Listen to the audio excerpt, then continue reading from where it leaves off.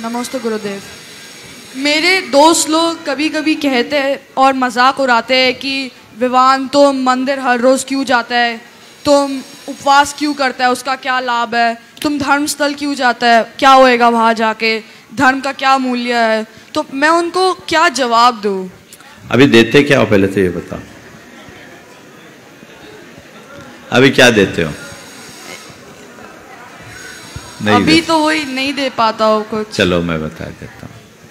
तुमसे कोई पूछे कि तुम धर्म स्थल क्यों जाते हो, उपवास क्यों करते हो और तुम्हारे धर्म का क्या मूल्य है, तो उनसे पूछो कि तुम स्कूल क्यों जाते हो। बोलो। पढ़ने। हाँ? शिक्षा के लिए। शिक्षा पाने के लिए स्कूल जाते हैं। स्कूल में कौन सी शिक्षा मिलती है? लौकिक। हाँ, उनसे बोलो कि जैसे तुम, और दूसरा सवाल करो, स्कूल नहीं जाएंगे तो क्या होगा? अनपढ़ बन जाएगा। बस हम पढ़ने के लिए शिक्षा पाने के लिए स्कूल जाते हैं। स्कूल नहीं जाएंगे तो अनपढ़ हो जाएंगे। तो हम अपनी आत्मा को पढ़ने के लिए मंदिर जाते हैं। अगर मंदिर नहीं जाएंगे तो अज्ञानी रह जाएंगे। उससे दूसरा सवाल पूछो, दर्पण देखते हो? उससे पूछो, दर्पण देखते हो? हाँ। कहेगा देखते हैं, है ना। दर्पण देखते हो? देखते हैं। क्यों देखते हो? खुद को देखने के लिए कि सुंदर लग रहा है या नहीं, अच्छा कोई लग रहा दाग धब्बा है कि नहीं। हाँ। तो दर्पण में हम रूप को देखते हैं और भगवान एक दर्पण है जिसमें हम स्वरूप को देखते हैं। उससे तीसरा सवाल करो। हो सकता वो कह सकता है मूर्ति के दर्शन करने से क्या होगा, है ना। उससे पूछो, तुम्हारी कोई गर्लफ्रेंड है? आ गया होगा, उम्र तो आ गई है। उसकी तस्वीर रखते हो? बोलो। हाँ। उसी से पूछना। गर्लफ्रेंड है, उसकी तस्वीर रखते हो? क्यों रखते हो? याद करने के लिए। बिल्कुल ठीक है, याद करिए। खुली बात है, समझने की बात। मैं इस बच्चे को इसकी भाषा से बता रहा हूं। मैं जान रहा हूं इसके साथ वो कोई प्रॉब्लम नहीं है, लेकिन जो जिस भाषा में सवाल करे उसको उसी भाषा में उत्तर देना चाहिए। बोले गर्लफ्रेंड को याद करने की क्यों पड़ती है? क्योंकि तुम्हें गर्लफ्रेंड से प्रेम है, इसीलिए ना। हर किसी की फोटो थोड़ी रखते अपने पास। तो जैसे तुम गर्लफ्रेंड की तस्वीर को देखकर प्रसन्न होते हो, उसे याद करते हो, उससे खुश होते हो, हम भगवान की मूरत देख करके अपने आप को खुश करते हैं। क्योंकि मुझे भगवान से प्रेम है ना। हाँ। एक बार एक ने कहा,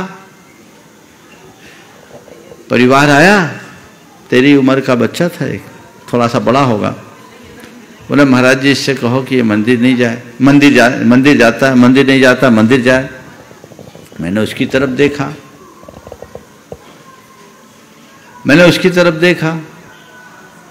हमने कहा हे बाबा, मैं जैसे उसकी तरफ देखा तो उसने कहा महाराज जी भगवान तो मन में है, मंदिर जाने की क्या जरूरत। भगवान तो दिल में है, मंदिर जाने की क्या जरूरत। मैंने कहा तेरे दिल में तो तेरी गर्लफ्रेंड भी होगी, फिर पार्क में मिलने क्यों जाता है?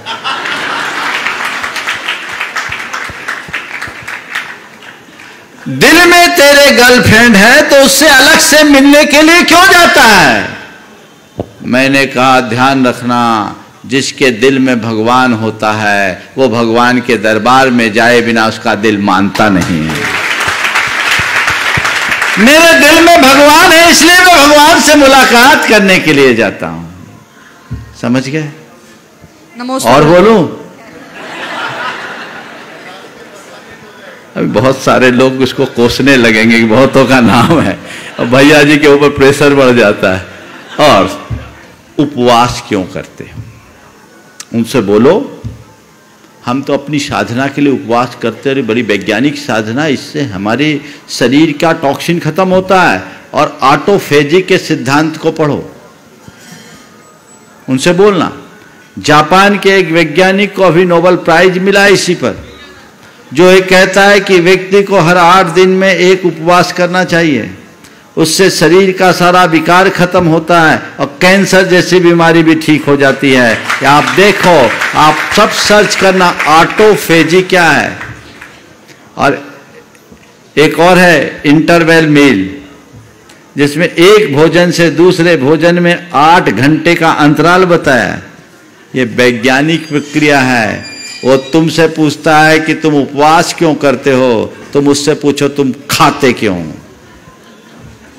जो तुमसे पूछे कि तुम उपवास क्यों करते हो, उससे उलट करके पूछो कि तुम खाते क्यों हो। वो कहेगा स्वस्थ रहने के लिए खाते हैं, तो हम कहेंगे स्वस्थ रहने के लिए हम उपवास करते हैं।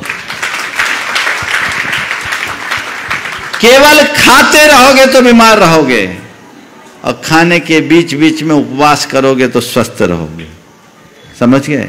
मेरे संपर्क में एक परिवार है जिसमें 2 भाई दशलक्षण के 10 दिनों में केवल जल लेते हैं।